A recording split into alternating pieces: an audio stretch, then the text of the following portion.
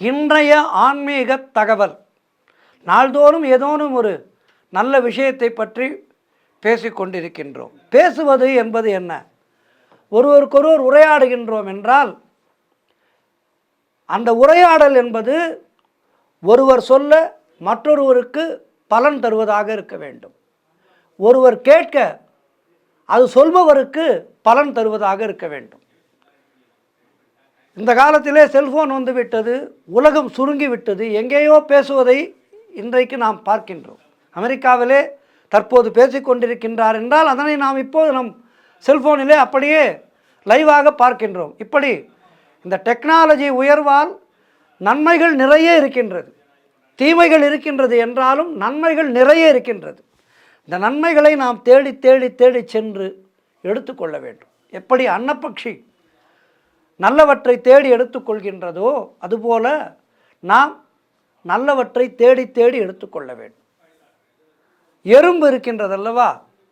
இந்த எறும்பு சமீபத்திலே கூட ஒரு காணொளியிலே பார்த்தேன், மிக அருமையான ஒரு காணொளி. அந்த எறும்பு வந்து பார்க்கின்றது, ஒரு இடத்திலே பெருத்த உணவு இருக்கின்றது. அந்த எறும்பு என்ன செய்கின்றது என்றால் உடனடியாக எறும்பு புற்றுக்கு ஓடுகின்றது. நீங்களும் பார்த்திருப்பீர்கள் இந்த காணொளியை, பல லட்சக்கணக்கான பேர் பார்த்திருக்கின்றார்கள். அந்த எறும்பு அந்த உணவை பார்த்தவுடன் அது நேரடியாக சென்று உடனடியாக உண்ணவில்லை, உடனடியாக எறும்பு புற்றுக்கு சென்று அங்கே தகவல் பரிமாறுகின்றது. அதை சொன்னவுடன் அங்கே புற்றுக்குள் இருக்கின்ற அத்துணை எறும்புகளும் ஓடோடி வருகின்றது. எல்லா எறும்புகளும் ஒன்று சேர்ந்து அந்த உணவை எடுத்துக்கொள்கின்றது. இதனை பார்த்தவுடன் எனக்கு இறைவனுடைய படைப்பை நினைத்து மெய்சில் இழுத்து போனது. ஆக அந்த எறும்புக்கு கூட தெரிந்திருக்கின்றது பகிர்ந்து உண்ண வேண்டும் என்று. ஆனால் மனிதர்களாகிய நாம் எல்லோரும் அப்படிப்பட்ட எண்ணத்திலே இருக்கின்றோமா என்றால் இல்லை. நமக்கென்று என நாம் சேமித்து கொண்டே இருக்கின்றோம். இந்த உலகை விட்டு செல்லும்போது நாம் விடுகின்ற மூச்சு காற்றை கூட நம்மால் எடுத்து செல்ல முடியாது என்பது தெளிவு. ஆனால் அதனை தெரிந்து கொள்ளாமல் நமக்கென்று என சேர்த்து வைத்து கொண்டே இருக்கின்றோம். பிறருக்கான உணவையும் நாம் சேர்த்து வைக்கின்றோம். அதன் மூலம் பாவத்தை சேர்க்கின்றோம். ஆகவே இந்த மனநிலையிலிருந்து நாம் மாற வேண்டும். அந்த ஓரறிவு ஜீவன் அதற்கு இருக்கின்ற அந்த கனிவும் அக்கறையும் ஆறறிவு பெற்ற நாமும் பெற வேண்டும். இன்றைக்கு நாம் பார்க்க இருக்கின்ற விஷயம் ஆன்மீக தகவலிலே இந்த சங்கல்பத்தை பற்றி பார்க்க இருக்கின்றோம். சங்கல்பம் என்பது என்றால் என்ன? அதற்காகத்தான் இந்த கதையை நான் சொன்னேன். மனதிலே நம்பிக்கையையும் செயல்திறனையும் நாம் உருவாக்கி கொள்வதற்கு நம் முன்னோர் செய்த உபாயம்தான் வேண்டுதல் என்பது. ஆலயங்களுக்கு போய் தேங்காய் உடைத்து கற்பூரம் காட்டி இறைவனை வேண்டிக் கொண்டால் நாம் நினைத்த காரியங்கள் நடக்கும் என்பது நமக்கு இருக்கின்ற நம்பிக்கை. ஆலயத்துக்கு செல்லும்போது என்ன செய்கின்றோம்? கடைக்கு சென்று தேங்காய் வாங்குகின்றோம். தேங்காய் வாங்கும்போது அந்த தேங்காய் வியாபாரிக்கு நம்மால் ஒரு சிறிதளவு லாபம் செல்கின்றது. பூ வாங்குகின்றோம். பூ வாங்கும்போது பூ வியாபாரிக்கு நம்மால் சிறு நன்மை நடக்கின்றது. வெற்றிலை பாக்கு வாங்குகின்றோம். இப்படி நாம் செலுத்துகின்ற பணமானது அப்படியே விரிகின்றது. அந்த 10 ரூபாய் பணம் என்பது பலருக்கு சென்று சேருகின்றது.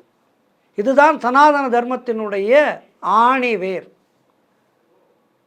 நம்முடைய வேண்டுதல் என்பது நமக்கும் நன்மை பயக்க வேண்டும், பிறருக்கும் அது நல்லதாக இருக்க வேண்டும். சரி, சங்கல்பம் செய்து கொள்கின்றோம், வேண்டுகின்றோம். எல்லோருக்கும் அவரவர்களுடைய வேண்டுதல்கள் காரியங்கள் நடந்து விடுகின்றதா? இந்த கேள்வி ஒரு சிலருக்கு ஏற்படலாம். இதற்கு முதலிலே வேண்டுதல் என்றால் என்ன என்பதை நாம் புரிந்து கொள்ள வேண்டும், அறிந்து கொள்ள வேண்டும். அறிந்து புரிந்து செய்கின்ற காரியங்கள் வீணாவதில்லை. இந்த வேண்டுதல் என்பதற்கு பெயர் சங்கல்பம் என்று சொல்வார்கள். சமஸ்கிருதத்திலே சங்கல்பம் என்று சொல்வார்கள். நான் இந்த காரியத்திலே ஈடுபட போகின்றேன், பரமாத்மாவாகிய இறையாற்றலே நான் ஈடுபடுகின்ற அந்த காரியத்தை செய்யக்கூடிய வலிமையையும் புத்தி கூர்மையையும் அதிலே நான் நல்லபடியாக செய்து முடித்த பிறகு வெற்றியையும் தா என வேண்டிக் கொள்வதுதான் சங்கல்பம். அந்த காரியத்தை நான் முனைப்புடன் செய்வதற்கு மனதிலே ஒரு உறுதி ஏற்பட வேண்டும் அல்லவா? அந்த உறுதியை தருவதுதான் சங்கல்பம். அப்படி சங்கல்பம் செய்து கொண்டாலும் எல்லோருடைய காரியங்களும் வெற்றி அடைகின்றவா என ஒரு கேள்வி எழலாம். கிடையாது. இறைவன் நமக்கு என்ன தர வேண்டுமோ அதனை தருவான். முயற்சிகள் நம்முடையதாக இருக்க வேண்டும், முடிவு அவனுடையதாக இருக்கும். கடவுளிடம் நாம் சொல்லிவிடும்போது இறைவனிடம் சொல்லிவிட்டோம், கிடைத்தால் நல்லது, கிடைக்காவிட்டால் நம்முடைய மனதை நாம் பலப்படுத்திக் கொள்வோம் என்கின்ற அந்த சமநிலை நமக்கு உருவாகும். இதைத்தான் கீதையிலே சொன்னான், கடமையை செய், பலனை எதிர்பார்க்காதே என்று. நமக்கு என்ன பலன் தர வேண்டும் என்பது இறைவனுக்கு தெரியும். கடவுள் மேல் நாம் வைக்கின்ற நம்பிக்கை, அந்த நம்பிக்கையானது நாம் செய்கின்ற செயலை நல்ல விதமாக செய்வதற்கு ஒரு வழியை கொடுக்கும். இறைவன் விரும்பினால் அதிலே நமக்கு வெற்றி கிடைக்கும். இந்த தேங்காய் என்பது நம்முடைய ஆன்ம தத்துவத்தை உணர்த்துகின்ற ஒரு காரணியாகும். அந்த மேலே காணப்படுகின்ற மினுமினுப்பான பச்சை நிற பட்டையானது நம்முடைய தேகத்தை குறிக்கும்.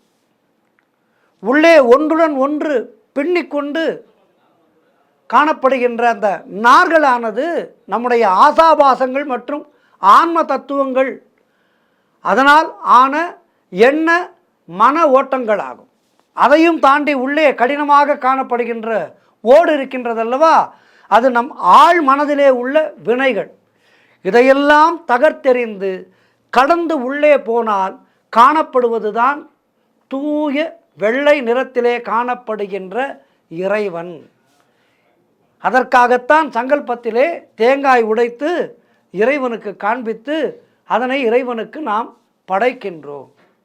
ஆக அடுத்த முறை சங்கல்பம் செய்யும்போது இதையெல்லாம் மனதிலே உணர்ந்து கொண்டு, இப்படி தேங்காயை உடைத்து என்னுடைய ஆன்மாவை நான் உனக்கு சமர்ப்பிக்கின்றேன், கற்பூரம் போல் எரிந்து நீராய் எப்படி வெளியோடு கலந்து விடுகின்றதோ அதுபோல் எங்களுடைய ஆசாபாசங்கள் மனதிலே இருக்கின்ற சிக்கல்களை எல்லாம் கரைந்து போகச் செய்து எங்களை உன்னோடு சேர்த்துக்கொள், எங்களுக்கு ஆத்ம தரிசனம் தா என வேண்டிக் கொண்டு கீழும் மேலும் தீபத்தை காட்டி நன்றாக எரியும்படி செய்வார்கள்.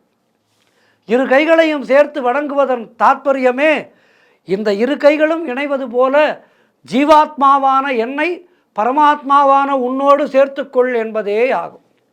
இப்படி நாம் செய்து கொள்கின்ற சங்கல்பத்திலே இத்துணை சூக்ஷ்மங்கள் இருக்கின்றது. அப்போது நம்முடைய வினைகள் எல்லாம் கரைந்து போகின்றது, பரமாத்மாவினுடைய தரிசனம் கிட்டுகின்றது.